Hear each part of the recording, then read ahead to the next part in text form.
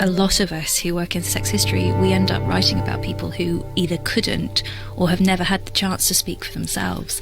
And that is an incredibly powerful thing to be able to do, and we are, at least I feel, desperate to get it right, because a lot of people get it wrong. And to give a voice to those who've died and to show their lives as they were is really important for us to be able to do well.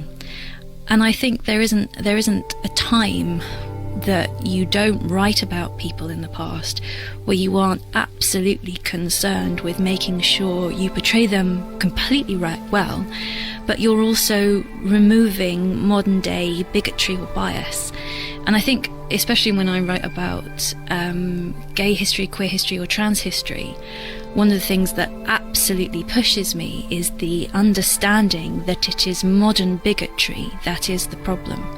Because these are histories that have existed for centuries. We may have a modern word for them, but they have been part of our sexual culture, and people have lived those lives since human sexuality began. So can sex history then help us negotiate the sex-related discourses of our moment? Can looking back to the past help us have better conversations about gender fluidity, about consent, about trans identity, all of those things that are preoccupying us right now? Okay. Absolutely. I mean, one of the areas that I research and I'm very passionate about is the history of the sex trade and the history of sex work and sex workers, and that's another incidence where you're desperately trying to get at the voices of people themselves, and you always lose it. It's recorded by courts or, communicated through somebody else.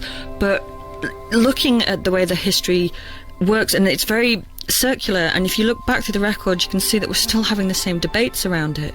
The language may have changed. Well, if you look at something like sex work, for example, we keep trying to oppress, abolish punitive measures, arrests, punishment, and then it'll kind of calm down again, and then suddenly another wave comes in where it's attack, punitive, arrest, and then it just goes on and on and on, and we've been trying the same thing to try and eliminate, stamp out the sex trade by punishing people, and it has never, ever, ever worked. In fact, it just, all throughout history, has made people more vulnerable, it makes it more dangerous, it loses people's voices, and we're not learning from it. What could we learn from the past? How could we use sex history to have better conversations about sex in the present? I think for me, issues of consent is really important, because we tend to think that consent doesn't happen in the past. You said something earlier where you said we've gone from repression to liberation. As far as I'm concerned, it's the other way around. We've really gone from a far more liberated and explorative, fluid society, a culture of sex, where women wrote about sex. I mean, that's the thing. If you look at the 15, 16, 17, 1800s, even the early 1900s, women had a voice in our sex literature. They were writing, they were publishing, they were talking about sexual knowledge, they were making that clear. And it's the end of the 19th and early 20th century where women's voices suddenly get removed and taken out.